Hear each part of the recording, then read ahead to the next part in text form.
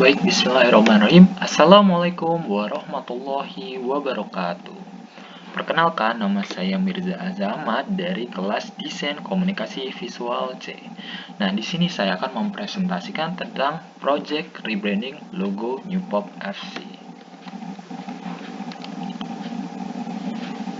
Isi konten pada presentasi saya saat ini adalah yang pertama, research, yang kedua, brainstorming, yang ketiga, konsep logo, keempat, sketsa, dan kelima, final artwork. Nah, pada research, penulis menemukan latar belakang dari New Pop FC itu sendiri.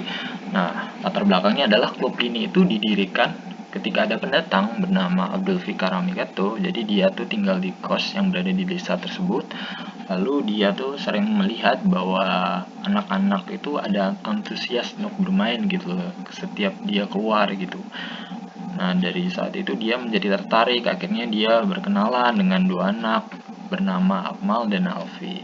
Lalu dari situ muncullah hubungan, kemudian dia jadi dekat dengan anak-anak yang lain, akhirnya dia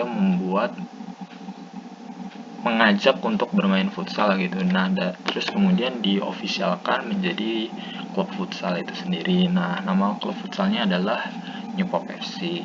Nah, itu sebagai wadah rekreasi anak-anak di kampung tersebut. Lalu kita ke profil New Pop FC sendiri.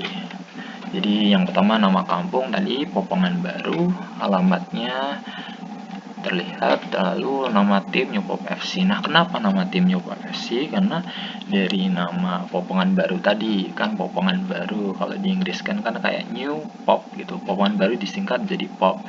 Lalu di belakangnya tambah FC, Futsal Club gitu. Lalu tipe komunitas klub futsal, tempat latihan dulu di Juragan Futsal, sekarang di Golden Futsal. Karena Juragan Futsalnya itu sudah bangkrut gitu.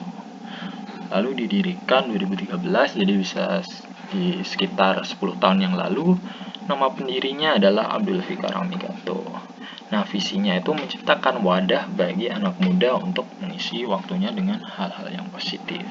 Misinya menjadikan anggotanya menjadi anak yang sehat jasmani dan juga rohani. Nah, tujuannya itu agar anak-anak di kampung Popongan Baru itu memiliki wadah untuk menyaluri hobi mereka. Core value-nya ada kebersamaan, sportivitas, dan positivitas. Jumlah anggota ada 12 orang. Lalu prestasi itu juara 1 antar kecamatan pada tahun 2017 dan 2018. Lalu ada analisis SWOT terhadap New Pop FC itu sendiri. Pertama ada opportunity-nya. Opportunity-nya itu bisa memenangkan piala, turnamen gitu. Bisa mengasah bakat Anda di bidang futsal maupun sepak bola, bisa membangun koneksi yang erat. Lalu thread-nya itu sudah mulai tertinggalkan gitu karena anggotanya sudah mulai dewasa. Lalu adanya e-sport juga kan membuat orang-orang tuh sudah mulai beralih ke olahraga elektronik. Lalu adanya komunitas-komunitas lain juga menjadi ancaman. Lalu kekuatannya sendiri, komunitas ini tuh membantu anak-anak muda untuk menyalurkan hobi, membantu membangun solidaritas, menjauhkan mereka dari hal-hal negatif, termasuk juara kan, jadi ya bisa terjamin lah gitu. Lalu weakness-nya sendiri hanya ada 12 orang, jadi kalau ada yang tidak bisa ikut latihan, misal kurang 9 gitu, akan kesulitan atau harus ditunda. Keuangan sendiri juga tidak terlalu karena anggotanya yang sedikit tadi gitu kan, juga iuran yang ada itu nggak terlalu sering gitu. Lalu transportasi itu tidak semua anggota itu menggunakan motor gitu. Lalu brainstorming. Nah, ini dari brainstorming itu saya mencoba untuk memfokuskan menjadi beberapa fokus gitu untuk mencari kata-kata kuncinya. Nah, pertama saya mengetahui bahwa New Pop FC itu adalah klub futsal. Di situ saya tuliskan weekly acaranya atau mingguan, terus anggotanya ada anak Popongan Baru, anggota 12, lalu menggunakan bola, bermain di Golden Futsal. Lalu strength-nya seperti yang tadi saya coba singkat gitu menjadi solidaritas, refreshing, sarana hobi, terhindar hal negatif. Lalu ancaman ada semakin dewasa seperti yang tadi yang saya jelaskan. Lalu opportunity-nya juga sudah, core value-nya juga tadi sudah saya jelaskan. Lalu di popongan baru sendiri merupakan versi baru. Nah, maksudnya apa sih versi baru? Jadi popongan baru itu adalah pecahan dari kampung besar bernama Popongan.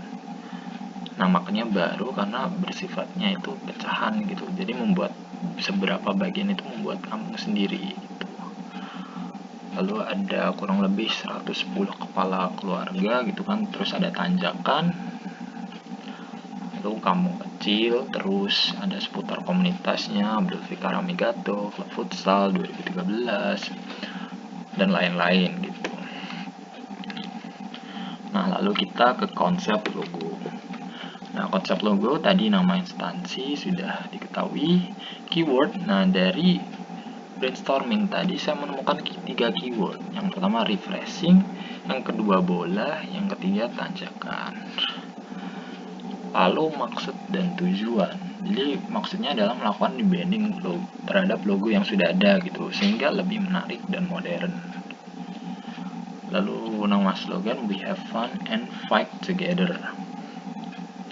Tema brand logonya cool, fun, calm, minimalis gitu. Lalu target audience dan lain-lainnya ini bisa tertera gitu kan, bisa dilihat. Lalu jenis font yang digunakan itu ada, nanti untuk penjelasan lebih dalamnya akan di slide selanjutnya gitu. Oke, ini do dan don'ts-nya itu, do-nya itu akan mencoba memasukkan unsur-unsur keyword tadi gitu, tanjakan, refreshing, bola.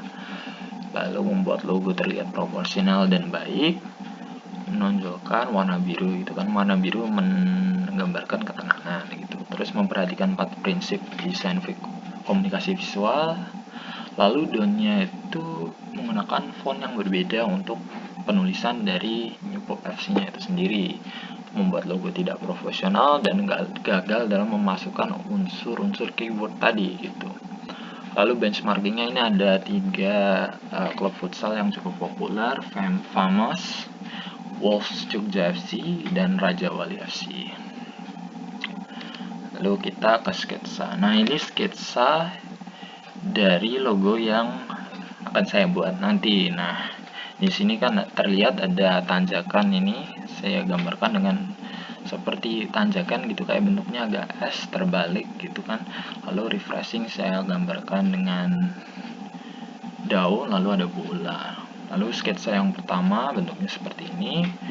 Lalu ada sketsa kedua dan sketsa 3. Nah, dari ketiga sketsa ini yang akan saya lanjutkan itu adalah yang ini itu, yang sketsa pertama gitu.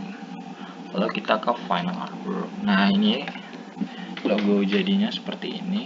Karena agak berbeda dikit dengan sketsa tadi karena di sini saya menambahkan bintang di sini gitu.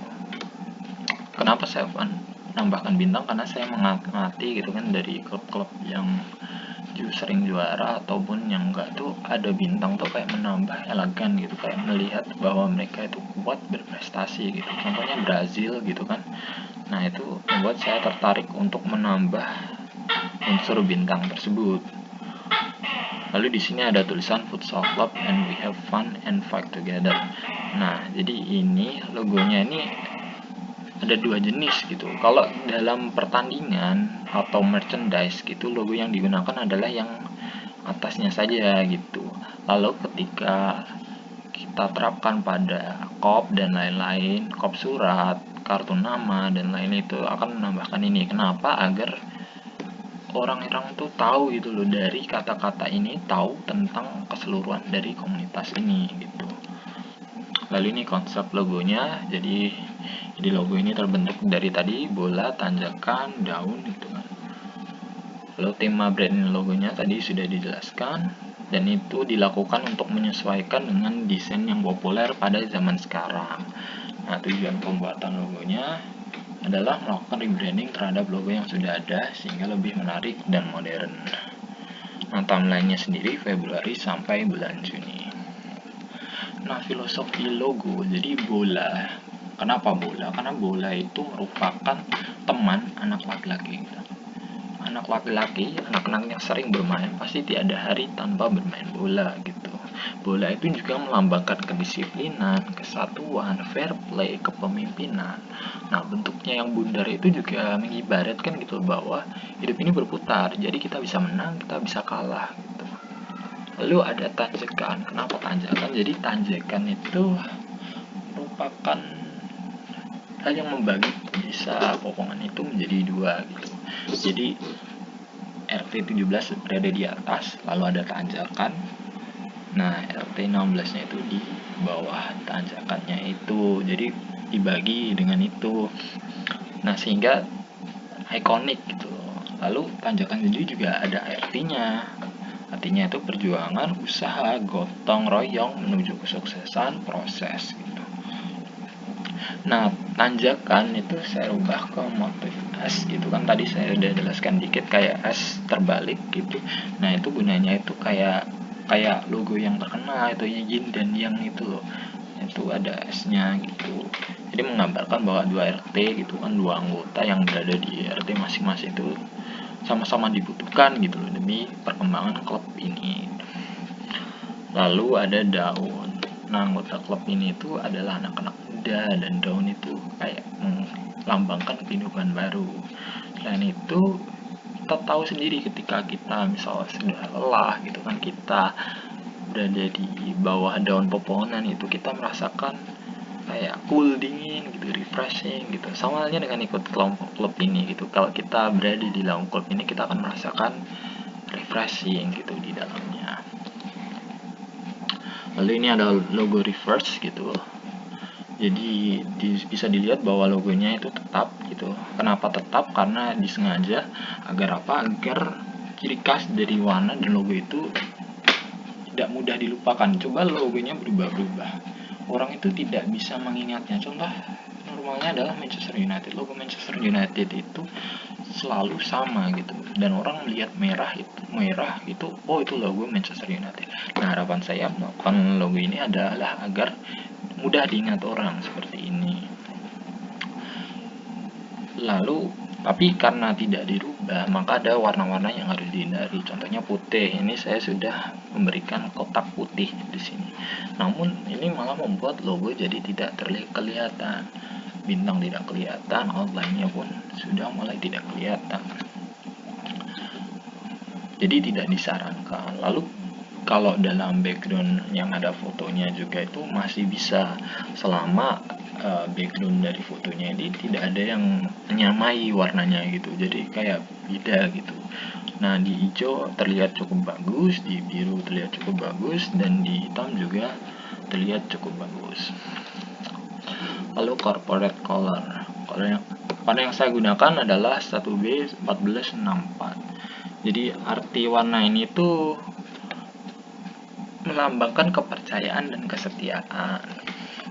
Nah, warna biru ini digunakan pada mayoritas logo karena memiliki efek menenangkan gitu kan, relaksasi bagi jiwa. Jadi sesuai dengan manfaat klub, mengikuti klub ini gitu loh. Nah, artinya juga memberi kedamaian gitu, kita jadi merasa percaya diri dan aman. Lalu yang kedua, warna hijau yang saya gunakan adalah 00CE29. Nah, arti warna hijau ini melambangkan pertumbuhan, kesuburan, sehat, segar, dan harapan. Warna hijau digunakan pada daun karena semua daun berwarna hijau gitu kan. Tidak ada gitu kalau aku memakai daun terus warna lain enggak terlihat bagus gitu. Nah, warna hijau membungkus gitu kan. Kalau kalian teman-teman lihat tadi itu kan membungkus bola. Nah, kenapa? Jadi kan menggambarkan bahwa kita bermain itu kayak ketutup daun gitu, merasakan kesehatan, kesegaran gitu. Lalu arti warna hitam, banyak orang yang menganggap bahwa warna hitam ini adalah warna yang menyeramkan, misterius, menakutkan. Tapi ada gitu psikologis lain gitu bahwa arti warna hitam itu bisa diartikan kontrol diri dan disiplin diri, atau bahkan perlindungan. Nah, warna hitam ini digunakan karena warna hitam kan terlihat tegas gitu kan. Logo yang dibuat dengan warna hitam itu terlihat kuat dan elegan juga gitu. Nah, ini menggambarkan klub juga gitu, sebagai klub yang disiplin dan memiliki kontrol diri tadi. Lalu ada warna putih gitu. Saya kasih ini agar warna putihnya bisa terlihat gitu. Nah, warna putih ini melambangkan kepolosan dan kemurnian. Nah, maksudnya di sini anak-anak muda itu kan anak-anak yang masih belum terkotori oleh kehidupan dunia, kehidupan dewasa gitu. Jadi dengan mengikuti ini kayak masih murni gitu, masih polos gitu. Dan dengan mengikuti ini kan menjadi melakukan hal yang positif dengan harapan ya akan terus sehat gitu, akan terus menjadi orang yang bersih gitu. Lalu corporate tipografinya ada impact gitu. Huruf impact itu digunakan pada tulisan New Pop gitu karena terlihat mencolok gitu. Terlihat mencolok, jadi orang ketika melihat logonya New Pop pasti langsung mendapatkan impactnya sesuai dengan namanya gitu.